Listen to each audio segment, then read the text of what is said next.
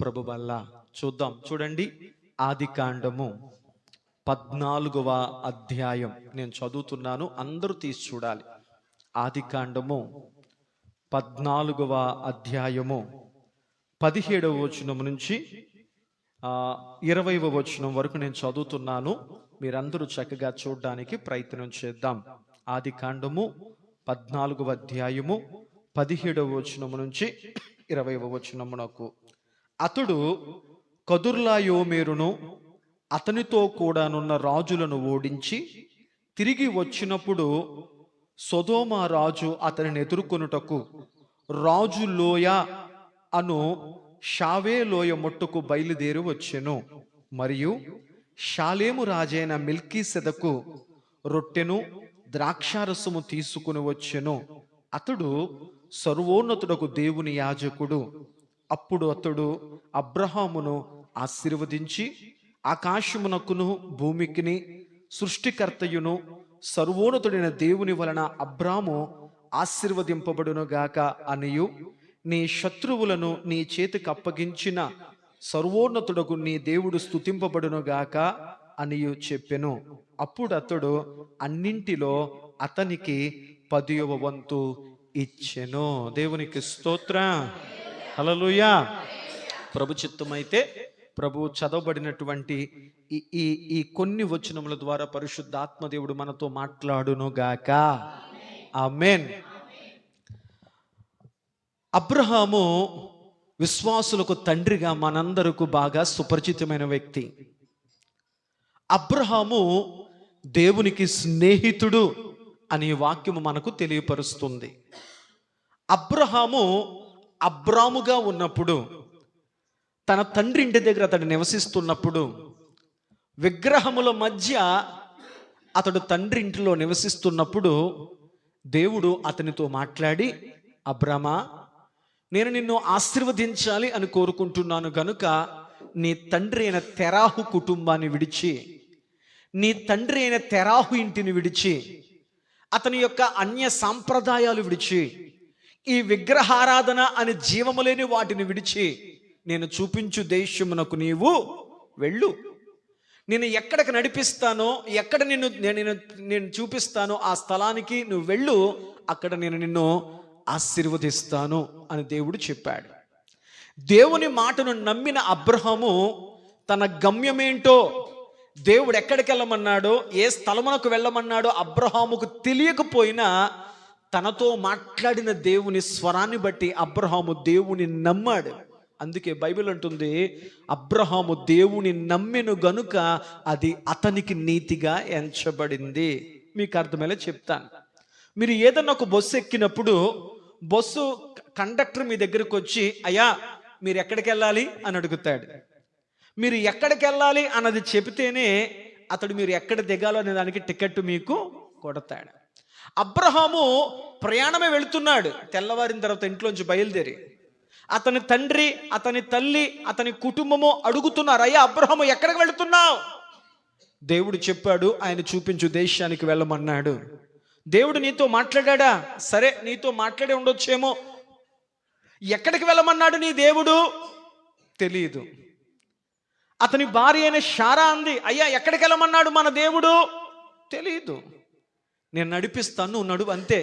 నేను ఎక్కడికి చేర్చాలో అక్కడికి చేరుస్తాను అని చెప్పాడు నా దేవుడు అని అబ్రాము దేవుని మాట నమ్మి ప్రయాణమై వెళ్ళాడు. అతనితో పాటు అతని భార్యగా ఉన్నటువంటి శారా, అది మాత్రమే కాకుండా అతని సహోదరుడు తమ్ముడుగా ఉన్నటువంటి లోతు అనే యవనస్తుడు కలిసి దేవుడు చూపించేటువంటి దేశానికి ప్రయాణమే వెళుతూ ఉన్నారు. ఎప్పుడైతే దేవుని మాటకు అబ్రాము లోబడ్డాడో దేవుడు అబ్రామును అంచెలంచెలుగా దీవించడం మొదలెట్టాడు. దేవుడు అబ్రామును మాత్రమే దీవించలేదు, అబ్రాముతో ఉన్నటువంటి లోతును సైతము దేవుడు దీవించడం మొదలుపెట్టాడు. దేవునికి స్తోత్రం.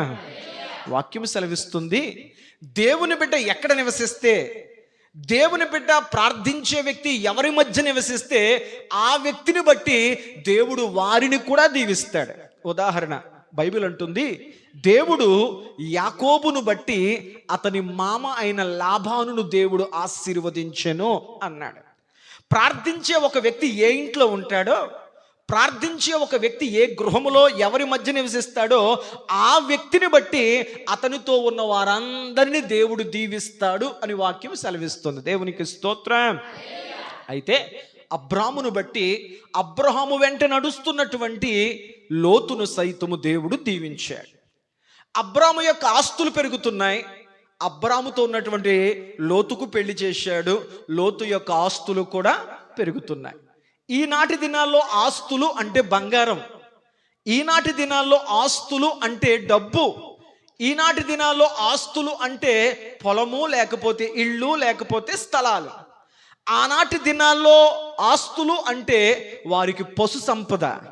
ఎవరికెన్ని గొర్రెలుంటే, ఎవరికెన్ని ఎడ్లుంటే, ఎవరికెన్ని ఉంటే, పశువులుంటే అతడు అంత ధనవంతుడిగా పేరు. దేవుడు అబ్రాముని ఎంత సమృద్ధమైన పశు సంపదతో దీవించాడో, అబ్రాము వెనకాలే ఉండి నడుస్తున్నటువంటి అతని సహోదరుడి కుమారుడైన లోతును సైతము దేవుడు అదే పశు సంపదతో సర్వ సమృద్ధితో దీవించాడు. అలా అబ్రాము గారి యొక్క పశువుల ఆస్తి పెరిగింది. దాని కాపలా కాసే పనివాళ్ళు పెరిగారు. అలాగే లోతు యొక్క పశు సంపద పెరిగింది, వాటిని కావలా కాసేటువంటి పనివారు పెరిగారు. ఇలా ఉంటుండగా వీరందరూ కలిసి ఉమ్మడి కుటుంబముగా ఆ రాళ్ళు కలిగిన, కొండలు కలిగిన ఆ స్థలాల్లో వారు జీవిస్తూ ఉన్నారు. ఇలా ఉంటుండగా ఒకానొక దినాన అబ్రాము యొక్క పాలేరులో, లేకపోతే ఆ యొక్క గొర్రెల కాపరిలో ఒక కాపరికి, లోతు యొక్క గొర్రెల కాపరిలో ఒక కాపరికి, ఇద్దరికి మధ్య జగడం ఏర్పడింది, గొడవ ఏర్పడింది, దెబ్బలాట జరిగింది. పనివాడికి జరిగిన దెబ్బలాట ఇద్దరు యజమానులకు తెలిసింది. అప్పుడు పెద్దవాడిగా దైవికమైన మార్గములో బాధ్యత గల వ్యక్తిగా నడిపిస్తున్న అబ్రాము లోతుతో కూర్చొని మాట్లాడడం చేశాడు. దేవునికి స్తోత్రం, హల్లెలూయా. లోతుతో మాట్లాడుతూ, అయ్యా నా కుమారుడా లోతు, దేవుని మహాకృప చేత ఎంతగానో దీవించబడ్డాను. నాతో ఉన్న కారణం చేత దేవుడు నిన్ను దీవించాడు. సర్వసమృద్ధిని దేవుడు నీకు నాకు ఇచ్చాడు. అయితే ఇప్పుడు ఒక సమస్య వచ్చింది. ఏంటంటే నీకును నాకును, మనకున్న పశువులకును ఈ స్థలము, ఈ ప్రదేశము సరిపోవడము, మనమిద్దరం కలిసి ఉండలేకపోతున్నాం. కారణం ఏంటంటే నీవు నేను బాగున్నా, నీ కుటుంబము నా కుటుంబం బాగున్నా, మన కింద ఉన్నటువంటి పని వాళ్ళు ఒకరితో ఒకరు కలవలేకపోతున్నారు. కాబట్టి ఇలా మనం కలిసి దెబ్బలాడుకోవడం కంటే, కలిసి విభేదాలతో మనం ఉండడం కంటే విడివిడిగా ఉండి ప్రేమగా ఉందాం. ఒక పెద్దరికమైన ఆలోచన. ఒకే ఇంట్లో ఉంటూ ముఖాలు మార్చుకుంటూ, ఒకే ఇంట్లో ఉంటూ ఒకరితో ఒకరు పలకరింపులు లేకుంటూ బ్రతకడం కంటే దూరంగా ఉండి ప్రేమగా ఉందాం, దూరంగా ఉండి మమకారంగా ఉందాం అని ఒక పెద్దరికపు ఆలోచన చేశాడు అబ్రహాము గారు. నేర్చుకోవాల్సిన పాఠాలు ఉంటే నేర్చుకుందాం. అప్పుడు లోతు, అదేంటయ్యా నిన్ను వదిలిపెట్టి ఎక్కడికి వెళ్ళిపోతాను? ఇంతకాలం నేను ఎంత గొప్పగా దీవించబడ్డానంటే అది నువ్వు నడిపించిన ఈ నడిపింపే కదా అని లోతు ఒకవేళ ఏదైనా అని ఉండాలి. వెంటనే లోతు ఏమన్నాడంటే, సరేనండి అయ్యా, నువ్వు ఎలాగంటే పొద్దున్న లేచిన కంచి ప్రార్థన ప్రార్థన ప్రార్థన ప్రార్థన, అన్నింటికీ ప్రార్థనే, స్వేచ్ఛ లేదు, నచ్చినట్లు ఉండడం లేదు. ఒకవేళ లోతు అందామనుకున్న లోతు భార్య అని ఉంటుంది, రాక వచ్చిన అవకాశం, నువ్వే మాట్లాడకు, మౌనంగా ఉండు, పెద్ద ఆయన అన్నాడు కదా వెళ్ళిపోమని.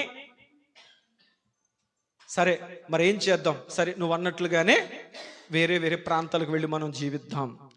వారిద్దరూ ఒక ఎత్తైన కొండ ప్రాంతానికి వెళ్ళారు, ఎవరు ఏ ప్రాంతాలకు వెళ్ళాలో నిర్ణయించుకోవడానికి.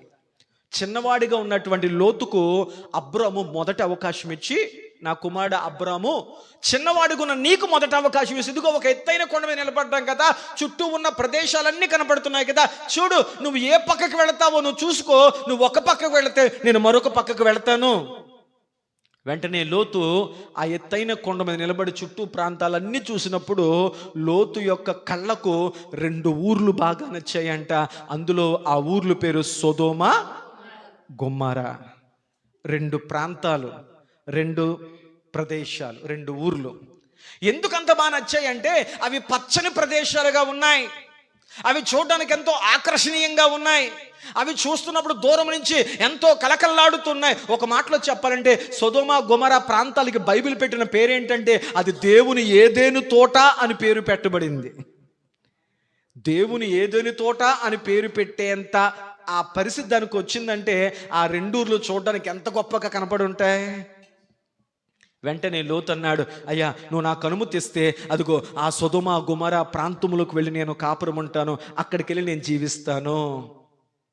వెంటనే లోతును, నీకు నచ్చింది కదా, నువ్వు ఇష్టపడ్డావు కదా, నువ్వు కోరుకున్నావు కదా, ఎక్కడికన్నా వెళ్ళు, కానీ ఈ స్థితికి రావడం గల కారణం ఏంటో తెలుసా? దేవుడు ఆయన సన్నిధిని, ఆయన ఎదుట నీ యథార్థతను వదులుకోకుండా వెళ్ళు అని లోతును పంపించాడు. ఇక అబ్రాము గారికి ఆ రాళ్ల స్థలమే ఉండిపోయింది. ఆ రాళ్ల మధ్యనే గుడారాలు వేసుకుంటూ జీవించాడు. ఇలా జీవిస్తుండగా లోతు ఆ ప్రాంతానికి వెళ్ళిన తర్వాత ఎప్పుడైతే స్వేచ్ఛ వచ్చేసిందో, ఎప్పుడైతే రెక్కలు వచ్చేసాయో, ఎప్పుడైతే మనం ఏం చేసినా ఇక మనల్ని అడిగేవాడు, గద్దించేవాడు, మంచి చెడులు చెప్పేవాడు, మొన్నటిదాకా నా ఇంటికి పెద్ద దిక్కు అబ్రాము గారు అక్కడి నుంచి వచ్చేసాక ఇప్పుడు నా ఇంటికి నేనే పెద్ద దిక్కు అయిపోయాను అన్న భావనతో తన వయసుకు వచ్చిన కుమార్తెలకు పెళ్లి చేసే అవకాశం వచ్చినప్పుడు దేవుని కలిగిన వారిని కాకుండా తాను నివసిస్తున్నటువంటి ఆ సొదొమ గొమొర ప్రాంతములోనే సంపన్నులుగా ఉన్నటువంటి ఇద్దరు వ్యక్తులకు తన కూతుర్నిచ్చి పెళ్లి చేసి ఆ ఊరి వాళ్ళతో మమేకమైపోయాడు. ఆ రెండు ఊర్ల మధ్య ఉన్నటువంటి రచ్చబండ పెద్దల్లో ఒక పెద్ద మనిషిగా మారిపోయాడు. దేవునితో గడపాల్సిన సమయము, దేవునితో ఉండాల్సినటువంటి ఆ సహవాస సంబంధ బాంధవ్యాలు మనుషులతో ఆ ఊరి వారితో గడపడం మొదలుపెట్టాడు. కాబట్టి ఆ ఊరి వారి దగ్గర గుర్తింపు పొందుకున్నాడు, దేవుని దగ్గర గుర్తింపు కోల్పోయాడు. ఇలా బ్రతుకుతూ ఉండగా ఒకానొక దినాన జరిగిన పరిస్థితి ఏంటంటే అబ్రాము గారికి ఒక కబురు వచ్చిందంట. ఏంటి ఆ కబురు అంటే, అయ్యా అబ్రాము గారు, ఈ మధ్యన రీసెంట్గా కొంతమంది రాజులు దండెత్తి ఆయా ప్రాంతాలు దోచుకుంటూ ఈ మధ్యన కొంతమంది రాజులు ఆ సొదొమ గొమొర ప్రాంతంలోకి దాడి చేశారంట. ఆ సొదొమ రాజును ఆ గొమొర రాజును ఇద్దరిని కూడా వారు జయించేశారంట. ఆ ఊర్లో ఉన్నటువంటి యావదాస్తిని పట్టుకుని వెళ్ళిపోయారంట. మీ అబ్బాయి ఎక్కడే ఉన్నట్టుకున్నాడు కదా అని కబురు అందిందంట. ఎవరికి? కొంతమంది రాజులు వచ్చి వారు దాడి చేసి సొదొమను గొమొరను జయించేశారు, ఓడించేశారు. ఇద్దరు రాజులు చిత్తుగా ఓడిపోయారు. వచ్చినటువంటి రాజులు ఆ సొదొమ గొమొర ప్రాంతం ప్రతి వాడి యొక్క ఆస్తులను తీసుకెళ్ళిపోయారు, వారి సంపద తీసుకెళ్ళిపోయారు, మిగిలిన వారందరినీ బానిసలుగా ఈడ్చుకుపోయారంట అన్న వార్త అబ్రాముకు తెలిసింది. అబ్రాము గారు ఎంక్వైరీ చేశాడు, నా కొడుకు కానీ అతని కుటుంబానికి కానీ అతని ఆస్తికి కానీ ఏమైనా జరిగిందా అని ఎంక్వైరీ చేస్తే అబ్రాము గారికి ఒక విషయం అర్థమైంది. ఏంటంటే వచ్చిన రాజులు నీ కుమారుణ్ణి అలాగే వారి కుటుంబాన్ని, వారికి కలిగిన సంపదను కూడా వాళ్ళు పట్టుకొని వెళ్ళిపోయారంట అన్న వార్త అబ్రాముకు తెలిసింది.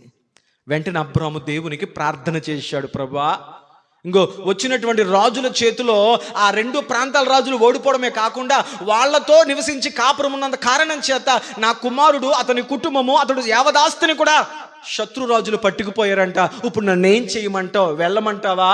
తరవమంటావా? వాళ్ళను జయించే అధికారం, శక్తి నాకు ఇస్తావా అని అబ్రాము ప్రార్థన చేశాడు. అబ్రాము ప్రార్థన విన్న దేవుడు, అబ్రామా వెళ్ళు, నేను వాళ్ళు మీ చేతులకు అప్పగిస్తాను, నేను నీ కుటుంబాన్ని మాత్రమే కాదు సర్వ సంపద నీకు నేను ఇస్తాను అని చెప్పాడు. వెంటనే అబ్రాము తన ఇంట పుట్టి పెరిగినటువంటి దాదాపుగా అలవర్చబడినటువంటి 318 మంది యవనస్తులను, చక్కగా యుద్ధం చేయగలిగినటువంటి 318 మందిని వెంట పెట్టుకుని అబ్రహాము వారిని వెతకడానికి, తరమడానికి వెళ్ళాడు. అర్థమవుతుందా? వెళ్ళిన తర్వాత ఒకానొక స్థలములో అబ్రహాము గారికి ఈ 318 మందికి ఆ శత్రువు రాజులందరూ దొరికారు. వారితో యుద్ధము చేశారు. యుద్ధము చేసి వారందరినీ జయించి అబ్రాము తన కుటుంబాన్ని యావదాస్తిని పట్టుకొని వచ్చాడు. దేవునికి స్తోత్రం. అది మనం చదువుకున్న సందర్భం. చూడండి, ఆదికాండము 14వ అధ్యాయం 17వ వచనంలో అతడు కదుర్లాయోమేరును, చెప్పండి శత్రురాజు పేరేటి? కదుర్లాయోమేరును, అతనితో కూడున్న రాజులందరూ ఓడించి. దేవునికి స్తోత్రం చెప్పండి. అబ్రాము ఓడించి వచ్చాడు. ఏం చేశాడంట? అబ్రాము శత్రువులను ఓడించి వచ్చాడు. అబ్రాము శత్రువుల మీద పోరాడి విజయాన్ని పొందుకుని వచ్చాడు. దేవునికి స్తోత్రం చెప్పండి. దేవుని వాక్యం సెలవిస్తున్న మాట ఏమిటంటే, అబ్రాము గారు మాత్రమే కాదు, ప్రతి విశ్వాసి, ప్రతి దేవుని బిడ్డ కూడా తన భక్తి జీవితంలో, తన ఆత్మీయ జీవితంలో కొన్నింటి మీద పోరాడి విజయాన్ని సాధించాలని ప్రభు కోరుకుంటున్నాడు. దేవునికి స్తోత్రం. అబ్రహాముకు విజయం ఇచ్చిన దేవుడు ఆయన బిడ్డలకున్న ప్రతి వారికి విజయం ఇవ్వాలని దేవుడు కొంటున్నాడు. అబ్రహామును అబ్రామా పోరాడు అని చెప్పిన దేవుడు మనలను కూడా పోరాడాలి, మనము కూడా కొన్నింటిని మన జీవితంలో ఓడించి విజయాన్ని పొందాలి అని దేవుడు కోరుకుంటున్నాడు. దేవునికి స్తోత్రం. విందాం పాస్టర్ గారండి.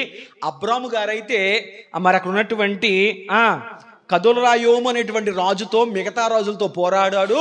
మరి మేమెవరితో పోరాడాలండి? మా పక్కింటోళ్ళతో, మా ముందింటోళ్ళతో, మా వెనకింటోళ్ళతోట, మా చుట్టాలతో, ఎవరితో మేము పోరాడాలి? బైబిల్ అంటుంది, ఇక్కడ దేవుని బిడ్డకున్న మనమందరము కూడా మన జీవితాల్లో కూడా ఒకరితో పోరాడవలసిన వారమై ఉన్నాము. ఒక దేవుని బిడ్డ దేనితో పోరాడాలి? వాక్యమును అడుగుతాం. చూడండి, 1 యోహాను రాసిన పత్రిక 5వ అధ్యాయము 3వ వచనం మనం చూడగలిగితే, ఒక దేవుని బిడ్డ తన జీవితంలో, తన ఆత్మీయ ప్రయాణంలో దేనితో పోరాడాలో వాక్యం చెబుతుంది. 1 యోహాను రాసిన పత్రిక 5వ అధ్యాయం 3వ వచనం, మనమాయన ఆజ్ఞలను గైకొనుటయే దేవుని ప్రేమించుట. 4వ వచనం, దేవుని మూలముగా పుట్టిన వారందరూ లోకమును జయించుదురు, లోకమును జయించిన విజయము. దేవునికి స్తోత్రం చెప్పండి. హల్లెలూయా. ఒక దేవుని బిడ్డ తన భక్తి జీవితంలో, తన ఆత్మీయ జీవితంలో, తన విశ్వాస జీవితంలో ఒక దేవుని బిడ్డ దేవునితో పోరాడాలి, దేని మీద విజయం సాధించాలి. వాక్యము చెప్తున్న మాట 1 యోహాను రాసిన పత్రిక 5వ అధ్యాయము 4వ వచనం రాయబడిన మాట ఉంటాయంటే, దేవుని మూలముగా పుట్టిన వారందరూ లోకమును జయించుదురు. దేవునికి స్తోత్రం చెప్పండి. ఎవరిని జయించాలంట? అమ్మ చెప్పండి, ఎవరిని జయించాలంట? ఇక్కడ కూర్చున్న నువ్వు నేను ఎవరిని జయించాలంట? చెప్పండి. లోకాన్ని జయించాలి. అలనాడు అబ్రాము గారు ఆ శత్రు రాజులను జయిస్తే మనకొక శత్రువు ఉన్నాడు. మనకు ఒక శత్రువు ఉన్నాడు. ఆ శత్రువు ఎవరయ్యా అంటే, బైబిల్ చెప్పింది, లోకమును జయించుతురు. దేవుని మూలముగా పుట్టిన వారందరూ. దేవుని మూలంగా పుట్టడం అంటే ఏంటి? ఆయన రక్తముతో కడిగిబడిన వారు, ఆయన పరిశుద్ధ రక్త ప్రోక్షణ చేత యేసు ప్రభువును తన స్వరక్షకుడిగా అంగీకరించి, ఎవరైతే నీటి చేత జల సమాధి చేయబడి నూతన సృష్టిగా మార్చబడి యేసు ప్రభు రక్తముతో ఎవరైతే కడగబడ్డారో అట్టి వారందరూ కూడా దేవుని మూలముగా పుట్టిన వారు. వారందరూ లోకాన్ని జయించాలి. దేవునికి స్తోత్రం. మీకు ఒక ప్రశ్న రావాలి, ఏంటంటే, పాస్టర్ గారండి లోకాన్ని జయించాలంటున్నారు కదా, అసలు లోకంలో ఏముందండి జయించడానికి? లోకములో ఏముందో వాక్యం చెప్తాం. చూడండి, 1 యోహాను రాసిన పత్రిక 2వ అధ్యాయము 16వ వచనం. 1 యోహాను రాసిన పత్రిక 2వ అధ్యాయము 16వ వచనం, లోకములో ఉన్నదంతయు అనగా శరీరాశయు, నేత్రాశయు, జీవపు డంబమును తండ్రి వలన పుట్టినవి కావు, అవి లోక సంబంధమైన విషయాలు. తల్లి దేవునికి స్తోత్రం చెప్పండి. అబ్రాము శత్రురాజులను ఓడించి జయించాడు. ప్రతి దేవుని బిడ్డ కూడా తన జీవితంలో లోకముతో పోరాడాలని దేవుడు చెప్పాడు. దేవుని మూలముగా పుట్టిన వారందరూ కూడా, అసలు కన్ఫ్యూజ్గా ఉండకూడదు వాక్యం. అబ్రాము శత్రురాజులతో పోరాడి జయించాడు. ప్రభు మనతో అంటున్నాడు, నువ్వు దేవుని మూలంగా పుట్టావా? వాక్యము మూలంగా పుట్టావా? వాక్యం వినడం ద్వారా యేసు ప్రభు నా స్వరక్షకుడు అని చెప్పి వాక్యము ద్వారా నువ్వు పుట్టిన వ్యక్తివా? యేసు క్రీస్తు రక్తము ద్వారా నువ్వు పుట్టిన వ్యక్తివా?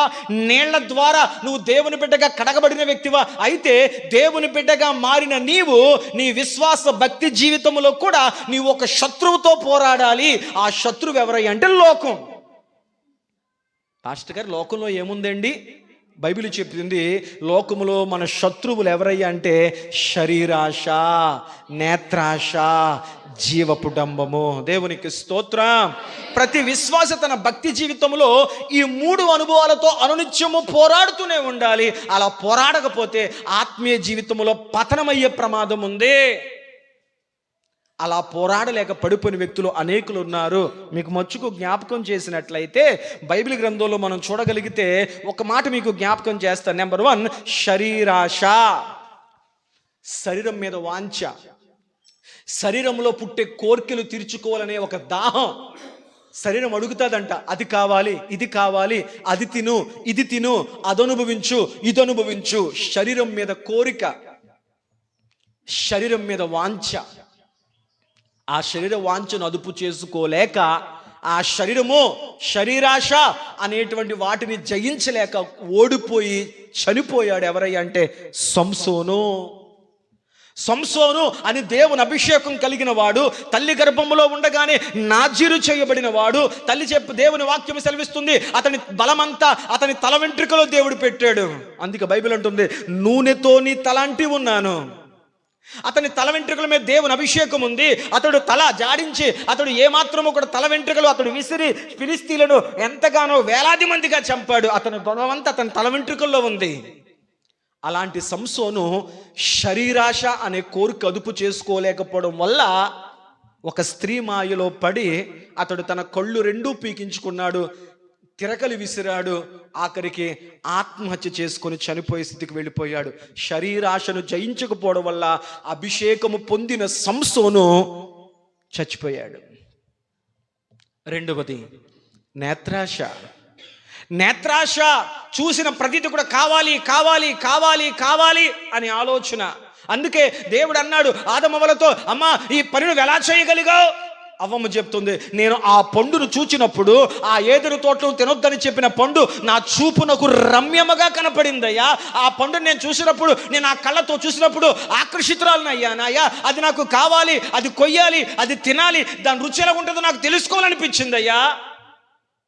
నీ కళ్ళు ఆశించాయి, నీ మనసు కోరుకుంది, నీ చేతులు పట్టుకున్నాయి, నీ నోరు తింది, నువ్వు బయటికి వెళ్ళిపో అని దేవుడు గెంటేశాడు. నేత్రాశ.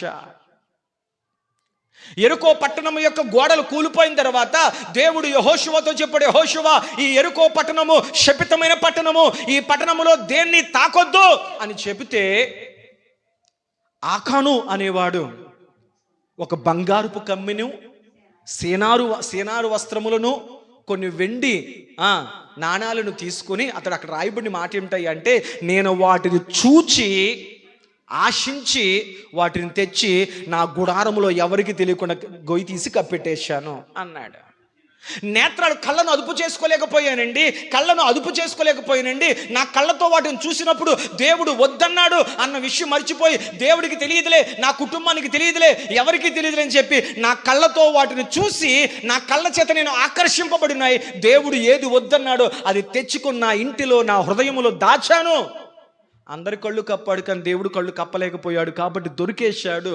అందుచేత ఆకానును, అతని కుటుంబమును, అతని ఇంటి వారందరినీ, అతని పశువులను ఆకోరు రోయిలోకి తీసుకెళ్లి రాళ్లతో కొట్టి చంపేశారు. నేత్రాశను జయించలేకపోవడం. 3వది జీవపుడంబం. నా బ్రతికింత, నా ఆస్తింత, నా చదువెంత, నా గొప్పెంత, నా గొప్పతనం ఎంత. మనిషి రెండింటిని కొంచెం అటు ఇటుగా జయించినా ఇక్కడ మాత్రం పడిపోతున్నాడు. ఎక్కడ?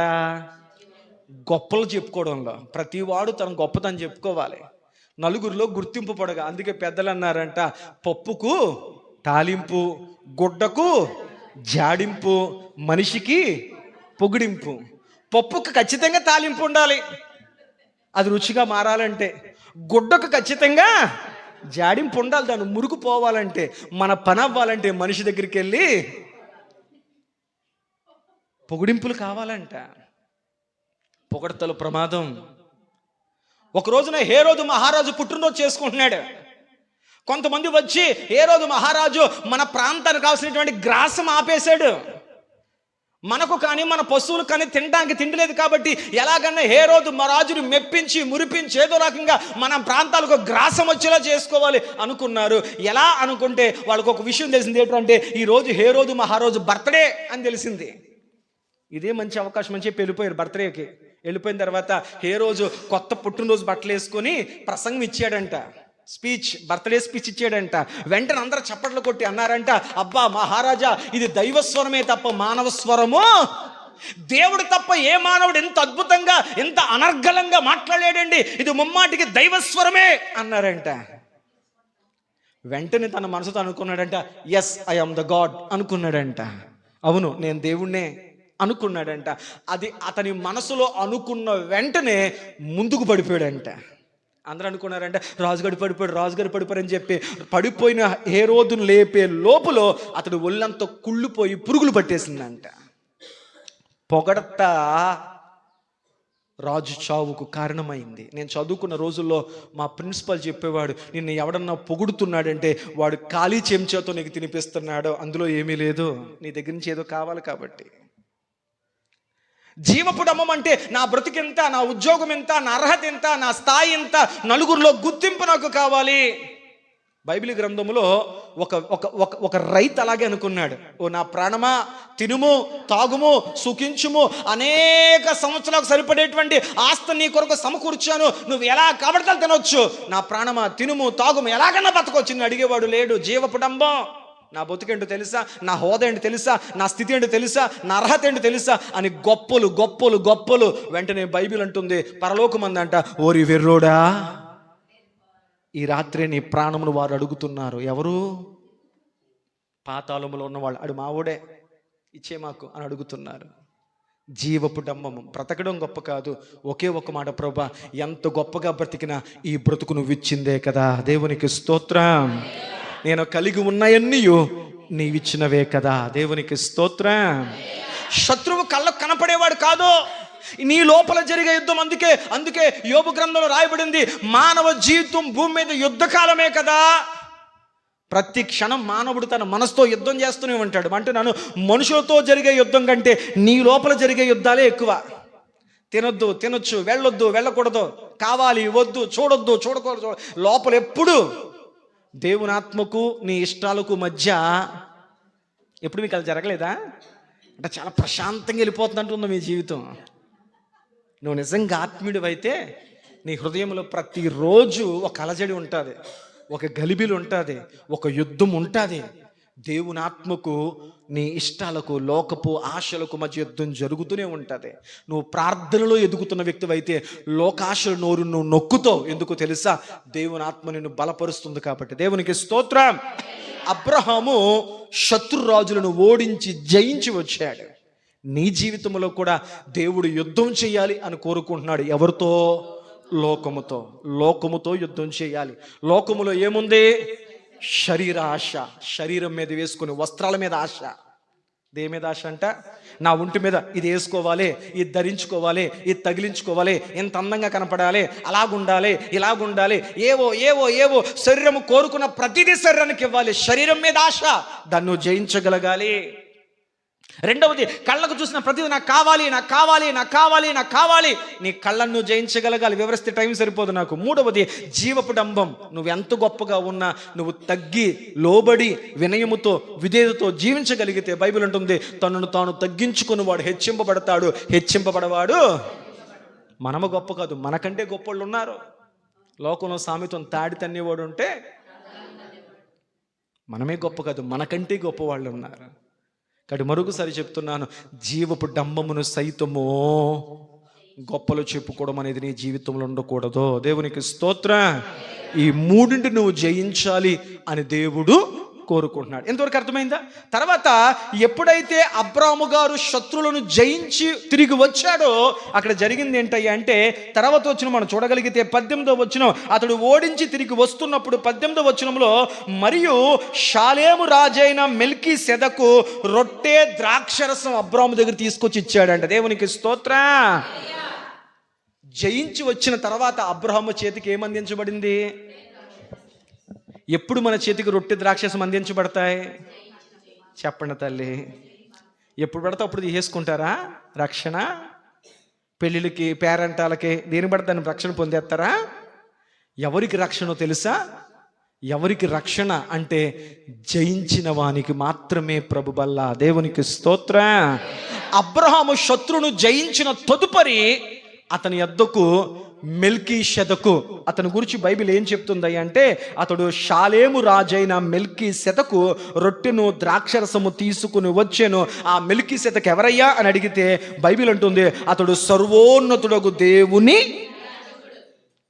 ముందు మెల్కీషెదకు కోసం చెప్తా, ఆ తర్వాత మిగతా విషయాలు చెప్తాం. అబ్రహాము గారు ఎప్పుడైతే శత్రురాజులను జయించి తిరిగి వస్తున్నాడో అని తెలిసిందో, వెంటనే ఆయన దగ్గరికి వచ్చిన వాడు మెల్కీషెదకు అనే రాజు వచ్చాడంట. దేవునికి స్తోత్రం. చాలా మంది అంటారు మెల్కీషెదకు అనే వ్యక్తి ఒక రాజు అంటారు. ఆయన దేనికి రాజు అని రాయబడింది అక్కడ? అతడు షాలేముకు రాజు. దేవునికి స్తోత్రం. నా ప్రశ్న ఏంటంటే, షాలేము అనేది ఏంటి? వాక్యమును అడుగుదాం. షాలేం అంటే ఏంటో చూద్దాం. చూడండి, కీర్తనల గ్రంథం కీర్తన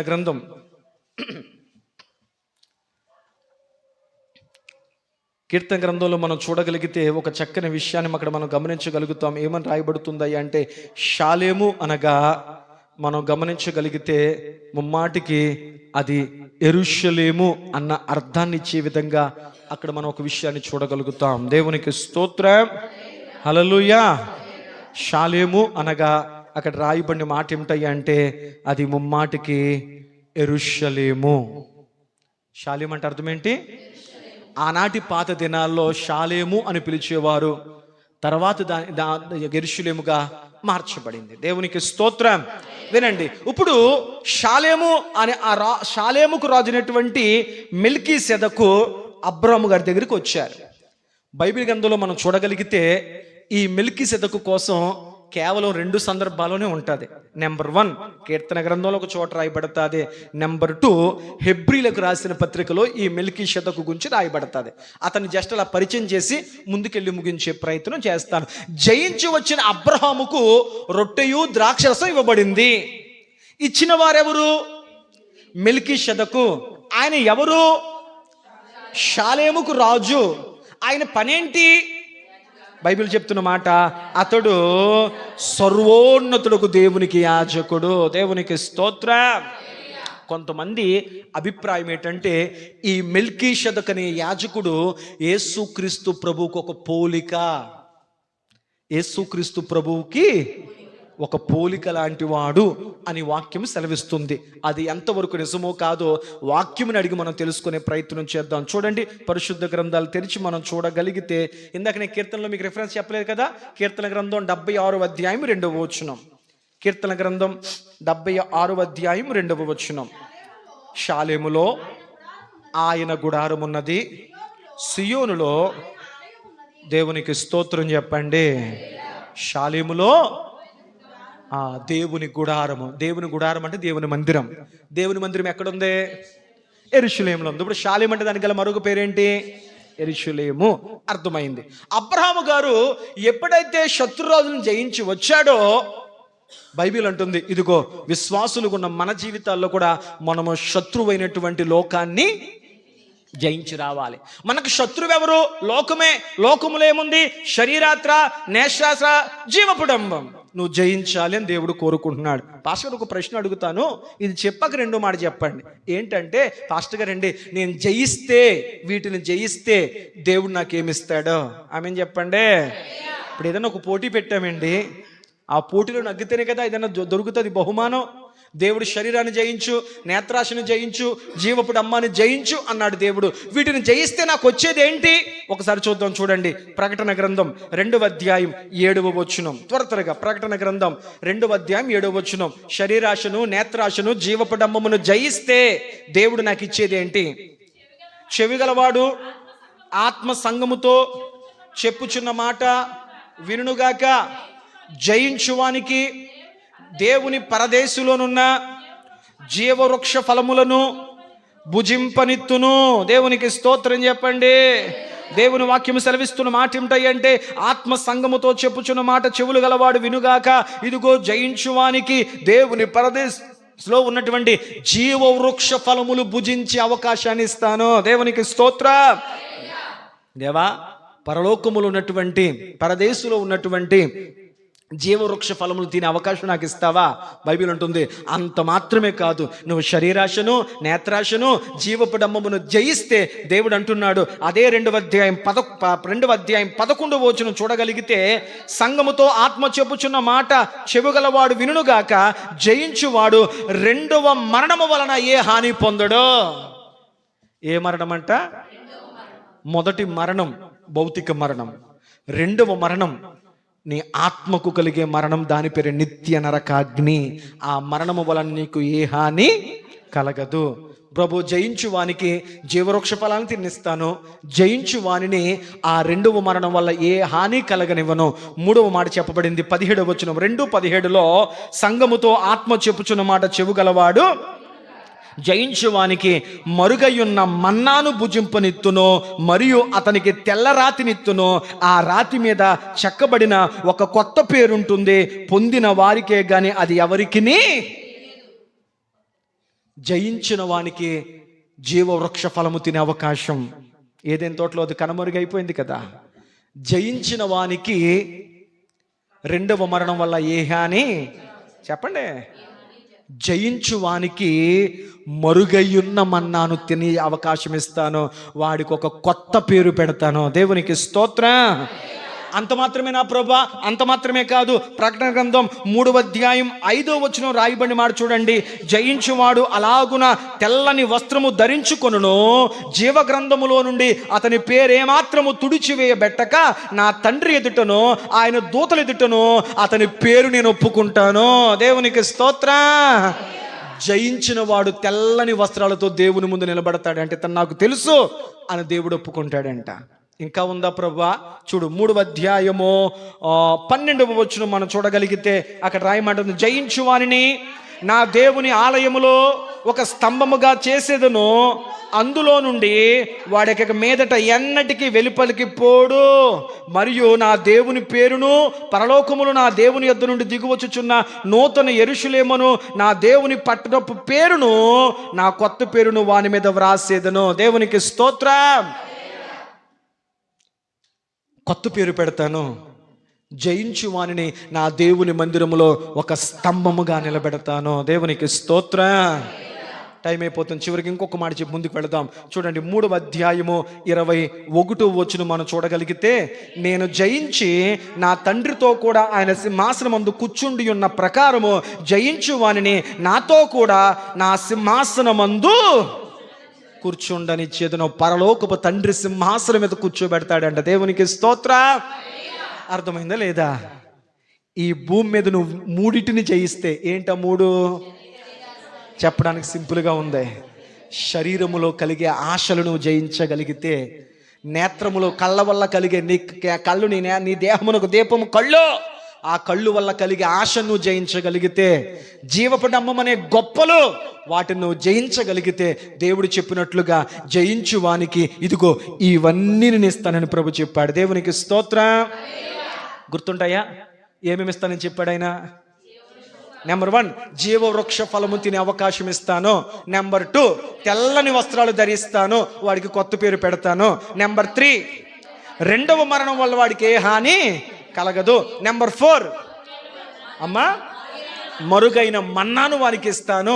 నెంబర్ 5, వాడు తెల్లని వస్త్రం ధరించుకుంటాడు, వాడు నా దేవుని మందిరములో ఒక స్తంభముగా ఉంటాడు. ఇంకా నా తండ్రి సింహాసనం మీద వానిని, చాలు మచ్చుకి ఇవి చాలు, కొన్ని విషయాలు ఇవి చాలు. నువ్వు జయిస్తే దేవుడు ఇవన్నిటిని నీకు అనుగ్రహించునుగాక.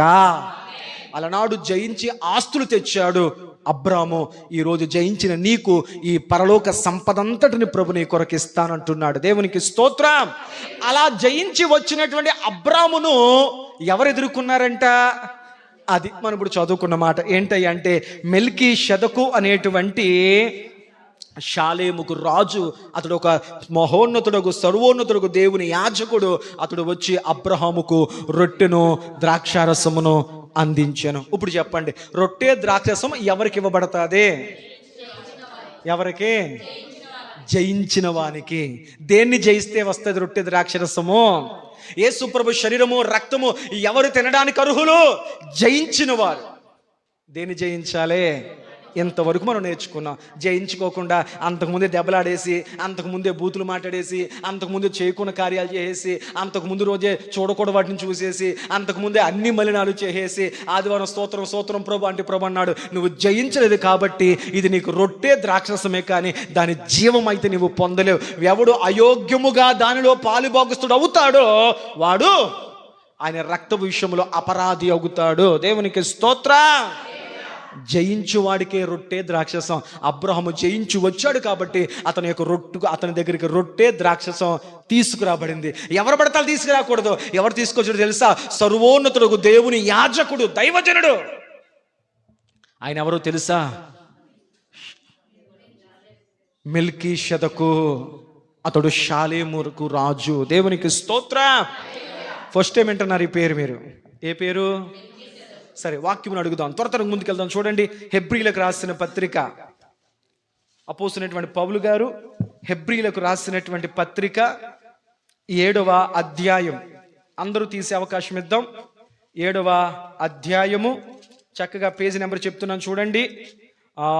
203. 7వ అధ్యాయము 1 నుంచి 3 వచనాలు. ఆ అధ్యాయం అంతా మెల్కీషెదకు కొరకు రాయబడతాది. మనకి టైం లేదు కనుక 3 వచనాలు చెప్తాను.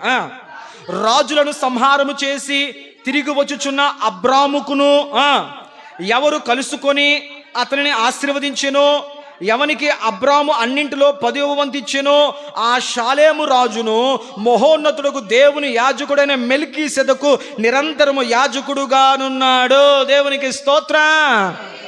ఆ ఆది కాండములో ఏం జరిగిందో ఆ ప్రస్తావన పైకెత్తుతూ పౌలు గారి హెబ్రీ యూదులకు చెబుతున్న మాట ఏమిటంటే, రాజులను సంహారము చేసి తిరిగి వచ్చుచున్న అబ్రహామును ఎవరు కలుసుకుని అతనిని ఆశీర్వదించి, ఎవరు అబ్రహాముకు అన్నింటిలో ఎవరికి అబ్రహాం అన్నింటిలో 10వ భాగం ఇచ్చానో ఆ షాలేము రాజును మహోన్నతుడకు దేవుని యాజకుడైన మెల్కీషెదకు నిరంతరము యాజకుడుగా ఉన్నాడు.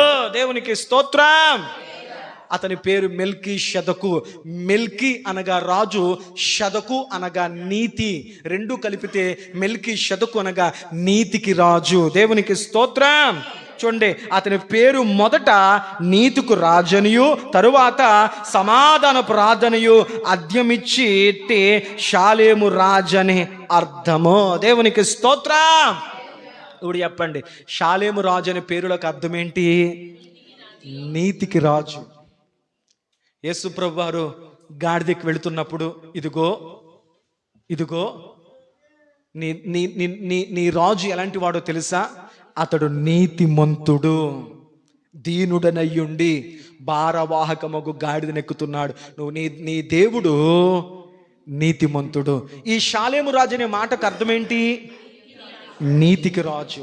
ఇది ఎవరికి పోలికగా ఉంది? మీరు అర్థం చేసుకోవాలని చెప్పిన నమ్మేయకూడదు, మీరు అర్థం చేసుకోవాలి. రెండవ మాటకు అర్థం ఏంటంటే, షాలేము రాజు అంటే సమాధానమునకు రాజు, శాంతికి రాజు. దేవునికి స్తోత్రం. షాలేము అంటే సమాధానము, షాలేము అంటే శాంతి అని అర్థం. దేవునికి స్తోత్రం. అతని గురించి ఇంకా పోలికలు రాయబడి చూడండి. అతడు తండ్రి లేనివాడును, తల్లి లేనివాడును, వంశావళి లేనివాడు. దేవునికి స్తోత్రం. షాలేము రాజుకి ఏం లేవంట? షాలేము రాజుకి తల్లి లేదంట. చెప్పండి ఏటమ్మా? తండ్రి లేడంట, వంశము లేదంట. అంటే ఈ 3 ఎవరికుండో? స్వయంభవుడు, ఆదియు అంతము లేనివాడు, పుట్టుక లేనివాడు, మరణము లేనివాడు, స్వయంభవుడు. ఇది ఎవరికి పోలిక? అర్థం అవ్వాలి. అంత మాత్రమే కాదు, చూడండి, జీవిత కాలమునకు ఆది అయినను జీవమునకును అంతమైనను లేనివాడై ఉన్నాడు. ఇంకా స్పష్టంగా చెప్పేస్తున్నాడు, దేవుని కుమారుని పోలి ఉన్నాడు. దేవునికి స్తోత్రం. ఎవరా దేవుని కుమారుడు? నేను ఇందాక ఏం చెప్పాను? ఈ మెల్కీషెదకు ఎవరికి పోలికగా ఉన్నాడో ఆమెను చెప్పండి. కొంతమంది బైబిల్ స్కాలర్స్ అంటారు, పాత నిబంధన గ్రంథము నీడైతే కొత్త నిబంధన గ్రంథము ఆ నీడకు నిజస్వరూపం. పాత నిబంధన గ్రంథము ఛాయ. ఛాయ అంటే తెలుసా? నీడ. పాత నిబంధన గ్రంథములో ఉన్న నీడ, పాత నిబంధన గ్రంథం ఉన్నటువంటి ఛాయ నిజస్వరూపము కొత్త నిబంధన గ్రంథంలో కనపడుతుంది. ఇప్పుడు యేసుక్రీస్తు ప్రభువుకు ఛాయ, నీడ ఎవరు? మెల్కీసెదెకు. దాని యొక్క పోలిక కొత్త నిబంధనకు వచ్చేసరికి ఎవరైపోయారు? ఆయన షాలేముకు రాజు. ప్రభు అన్నాడు, నా శాంతినే మీకు అనుగ్రహించి వెళుతున్నాను అన్నాడు. షాలేం అనగా శాంతి, సమాధానం. అమ్మా, అంత మాత్రమే కాదు, మెల్కీషెదెకు అనగా బైబిల్ చెప్తున్న మాట, ఆయన నీతికి రాజు, సమాధానానికి రాజు. ఆయన బ్యాక్గ్రౌండ్ ఏంటంటే ఆయనకు తల్లి లేదు, ఆయనకు తండ్రి లేదు, ఆయనకు వంశావళి. దేవునికి తల్లి తండ్రి వంశావళి లేదు. ఎందుకంటే ఆయన స్వయంభవుడు, ఆదియు అంతము లేను. అలాంటి మెల్కీషెదెకు అనేటువంటి దైవజనుడు అబ్రహాము గారి దగ్గరికి వచ్చి ఏమిచ్చాడంటే ఆయనకి రొట్టెను ద్రాక్షారసమును ఇచ్చాను. అలాంటి దేవాతి దేవుడు జయించిన ఒక మానవునికి ఏమిస్తున్నాడంటే ఆయన శరీరమును, ఆయన రక్తమును జయించిన వానికి మాత్రమే ఇస్తున్నాడు. దేవునికి స్తోత్రం. అందుకే మన టాపిక్ ఏంటి? చాలా విషయాలు నేర్చుకున్నాం. ఎవరిని జయించాలి? లోకాన్ని జయించాలి. లోకంలో ఏముంది? శరీరాశ, నేత్రాశ, జీవపుడమం ఉంది. దాన్ని ఎవరెవరు జయించలేకపోయారు? సంసోను శరీరాశ, ఆకాను నేత్రాశ, ధనవంతుడగు రైతు జీవపుడంబము. వాటిని మనం జయించాలి. జయిస్తే దేవుడు మనకేమిస్తాడో ప్రకటన గ్రంథంలో కొన్ని విషయాలు చెప్పాను. జయించిన తర్వాత దేవుడు నీకేమిస్తాడో? ఆయన శరీరమును, ఆయన రక్తమును రొట్టెగా, ద్రాక్షరసముగా, సర్వోన్నతుడకు దేవుని యాజకుడకు. ఆ మెల్కీషెదెకు ఎవరు? ప్రభువైన యేసుక్రీస్తు ప్రభువారు. మీకు తెలుసా, ఆయన అప్పగింపబడబోవు రాత్రి ఒక రొట్టె ఎత్తుకొని మెల్కీషెదెకైన యేసయ్య చెప్పాడు, ఇది నా శరీరము, తినండి అని చెప్పి. అలనాడుగు మెల్కీషెదెకు అబ్రహాముకి ఇచ్చినట్లుగా ఈలనాడు యేసుక్రీస్తు ప్రభువారు తన బిడ్డలకి ఇస్తున్నాడు, తినండి. ఆమె చెప్పండి. పోలిక సరిపోయిందా లేదా? అబ్రహాము జయించి వచ్చిన తర్వాత మెల్కీసెదెకు ఇచ్చారు. సంఘానికి, ఆయన రక్తముతో కడగబడిన వారికి ఇలనాటి మెల్కీసెదెకు అయినటువంటి యేసు ప్రభువారు ఇది నా శరీరము, తినండి త్రాగండి అని చెప్పి రొట్టెను ద్రాక్షరసమును ఆయన అనుగ్రహించారు. దేవునికి స్తోత్రం. రొట్టె ద్రాక్షసము అనుగ్రహింపబడింది. అబ్రహాము వాటిని తిన్నాడు. పాస్టర్ గారండి, రొట్టె ద్రాక్షసం తీసుకుంటే జయించిన ఒక వ్యక్తికి కలిగే మేలేంటి? కొన్ని విషయాలు మనకు బాగా తెలుసు. ఏంటయ్యా అంటే, రొట్టె ద్రాక్షసం తీసుకుంటే నువ్వు ప్రభువుని జ్ఞాపకం చేసుకోగలుగుతావు, ఆయన నిత్య జీవములో పాలుభాగస్తురాలు అవుతావు, నీ పాపంతా కూడా కడిగివేయబడుతుంది, నిత్య జీవములో నీకు చోటు ఉంటుంది, జీవ గ్రంథములో నీ పేరు లిఖించబడుతుంది. అంత మాత్రమే కాదు, సంఘములో ఒక పాత్రగా, ఒక అవయవముగా, ఒక శాశ్వత సభ్యత్వాన్ని పొందగలుగుతావు. ఆయన శరీరంలో అవయవంగా మారిపోతావు. అంత మాత్రమే కాకుండా ప్రభు పాత్రను మనం క్రమము తప్పకుండా తీసుకుంటే బైబిల్ అంటుంది, నీ దేహమునకు ఆరోగ్యమును, నీ ఆత్మకు బలము, క్షేమము కలుగుతుంది. దేవునికి స్తోత్రం. ప్రభు పాత్ర తీసుకుంటే మనకు కలిగేది ఏంటి? దేహమునకు ఆరోగ్యం, మనసుకు ఆత్మకు క్షేమము, బలము నీకు కలగాలి అంటే నువ్వు ప్రతి క్రమము చొప్పున ప్రభు పాత్రలో నువ్వు పాలిభాగస్తురాలు అవుదువుగాక. జయించాడు, రొట్టెయు ద్రాక్షరసము తీసుకున్నాడు. మూడవది ఏం జరిగిందంట? అప్పుడు అతడు 19వ వచనం, అప్పుడు అతడు అబ్రామును ఆశీర్వదించెను. ఖచ్చితంగా ప్రతి విశ్వాసి కూడా మందిరానికి వచ్చిన తర్వాత చిట్ట చివరి ప్రార్థన ద్వారా దైవజనుడు ఆశీర్వదించి పంపినంత వరకు నువ్వు వెళ్ళిపోకుండా ఉండడానికి ట్రై చేయాలి. మధ్యలో వెళ్ళిపోకూడదు. దైవజనుడు నిన్ను ఆశీర్వదించే పంపాలి నీ ఇంటికి. దేవునికి స్తోత్రం. ఆశీర్వదించాడు. ఆశీర్వదించిన తర్వాత ఆ తర్వాత 20వ వచనంలో ఏం జరిగిందో తెలుసా? నీ శత్రువులు నీ చేతికి అప్పగించిన సర్వోన్నతుడకు దేవుడు స్తుతింపబడునుగాక. అబ్రహాము దేవుని స్తుతించాడు. ఒక్కొక్కటి చెప్తున్నా. మొదటిది జయించాడు, ఓడించాడు, జయించిన తరువాత రొట్టెను ద్రాక్షరసాన్ని పొందుకున్నాడు. మూడవది ఆశీర్వదింపబడ్డాడు. తర్వాత దేవుణ్ణి స్తుతించిన తర్వాత నా పని అయిపోయింది అని వెళ్ళిపోలేదు. ఏం చేశాడు తెలుసా? చూడండి 20వ వచనంలో, అప్పుడు అతడు అబ్రహాము అన్నింటిలో అతనికి రొట్టెకు ద్రాక్షరసం ఇచ్చినటువంటి యాజకుడు దైవజనుడైనటువంటి మెల్కీషెదకుకు అన్నింటిలో 10వ భాగమును దశమ భాగముగా ఇచ్చెను. దేవునికి స్తోత్రం. అబ్రహాం గారు ఏమిచ్చారంటే రొట్టె ద్రాక్ష ఇచ్చినటువంటి దైవజనుడికి దశమ భాగం అనే 10వ భాగాన్ని ఇచ్చారు. వాక్యములు ఏం రాయబడింది? మలాకీ గ్రంథము 3వ అధ్యాయం చూడండి. త్వరగా మనం ముగించుకుందాం. మలాకీ గ్రంథము 3వ అధ్యాయము 8 నుంచి 10 వచనాలు మనం చదవగలిగితే అక్కడ వాక్యములో రాయబడుతుంది. మానవుడు దేవుని యొద్ద దొంగిలినా అయితే మీరు మా యొద్ద దొంగిలితిరి.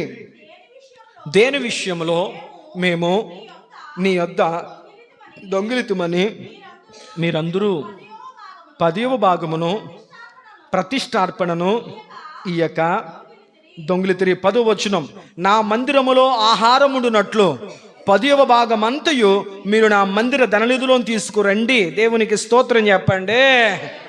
10వ భాగము దశమ భాగం ఏమని చెప్పి ఎవరు చెప్పారు? చెప్పండి అయ్యా. నువ్వు ఎత్తవేవో తర్వాత విషయం.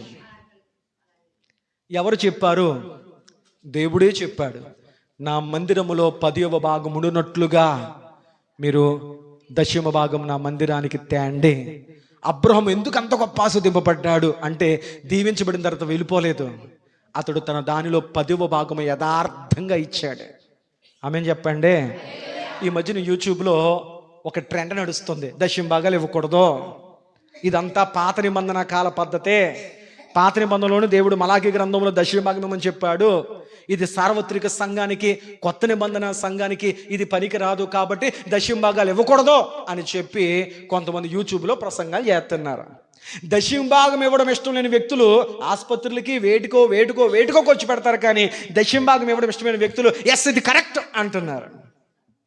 నేనంటాను కరెక్ట్ అయితే కరెక్ట్ అయ్యి ఉండొచ్చు. అప్పుడు అంటాను అయితే పాత నిబంధనను ఫాలో అవ్వమండి. పాత నిబంధన దశమ భాగం, కొత్త నిబంధన ఉంటే చెప్పండి, మేము ఫాలో అవుతాం. సరే, కొత్త నిబంధనే ఫాలో అవుతుంది. కానీ అపోస్తుల కార్యములో 4వ అధ్యాయం, అపోస్తుల కార్యములు 4వ అధ్యాయము 34వ వచనం మనం చూడగలిగితే అక్కడ ఏం రాయబడింది? అమ్మా, భూములైనను ఇండ్లనైనను కలిగిన వారందరూ వాటిని అమ్మిన వాటిని వెల తెచ్చి చెప్పండి, ఎప్పుడు అమ్ముతున్నారు? మిల్లులు పొలాలు అమ్మేసి తీసుకొచ్చి బలిపీఠం మీద పెట్టాలి. ఇంకా రాయబడింది, వారు వర్ధిల్లుచున్న కొలది దేవునికి ఇచ్చుచూ వచ్చుచూ ఉండిరి. దేవునికి స్తోత్రం. పాత నిబంధన గ్రంథములోనేమో 10వ భాగం ఎవరా బాబు అన్నాడు దేవుడు. కొత్త నిబంధనకు వచ్చేసరికి వాళ్ళ పొలాలు, వాళ్ళ ఇళ్ళు, వాళ్ళ ఆస్తులు అన్నీ అమ్మేసి అలనాడు సార్వత్రిక ఆదిమ సంఘం అపోస్తుల పాదాలు ఎరిపెట్టి, అయ్యా ఈ డబ్బుతో దేవుని పరిచర్య చేయండి, సంఘానికి భోజనాలు పెట్టండి, దేవుని కార్యాలు మేము ఉంటాం అని చెప్పి వారు తమ యావదాస్తిని అమ్మేశారు. వారు వర్ధిల్లుతున్న కొలది దేవునికి ఇస్తూ వచ్చారు. దేవునికి స్తోత్రం. ఏది కష్టం, ఏది సింపుల్? మరి పాత నిబంధన కొట్టివేయబడింది, పాత నిబంధన నెరవేరిపోయింది, పాత నిబంధన ప్రకారం దశమ భాగం ఇవ్వవలదు అన్నావు. మరి ఇది చూపిస్తే మాట్లాడరు. లోకంలో సామెత ఉంది, నువ్వు అంతటి ఆత్మీయ పరిపక్వతలోకి రావాలంటే ముందు మొదటి మెట్టుగా దేవునికి 10వ భాగం ఇవ్వి. ఆమేన్ చెప్పండి. పాత నిబంధన గ్రంథములో అందరూ యాజకులకు దశమ భాగం ఇస్తే యాజకులందరూ దశమ భాగం తీసుకొచ్చి ప్రధాన యాజకుడికి ఇచ్చేవారు. దేవునికి స్తోత్రం. ఎవరు తీస్తలేదు నాకు తెలియదు, కానీ సంఘము తీసుకొచ్చి దైవజనుడికి దశమ భాగం ఇస్తే నాకొచ్చిన అర్పణల్లో నేను దేవునికి దశమ భాగం తీస్తాను. ఆ క్రమం మనం పాటిస్తే దేవుడు అనుదినాన్ని రెక్కల కష్టార్జితం దేవుడు దీవించి వర్ధిల్ల చేయునుగాక. ఆమేన్. ఇంకా చెప్పవలసిన విషయాలు ఉన్నప్పటికీ కూడా టైం అయిపోయింది. మనం ప్రభు పాత్రకు ముందుకెళ్ళాలి కనుక ఈ మాటల చేత ప్రభు వల్ల చూద్దాం. చూడండి, ఆదికాండము 14వ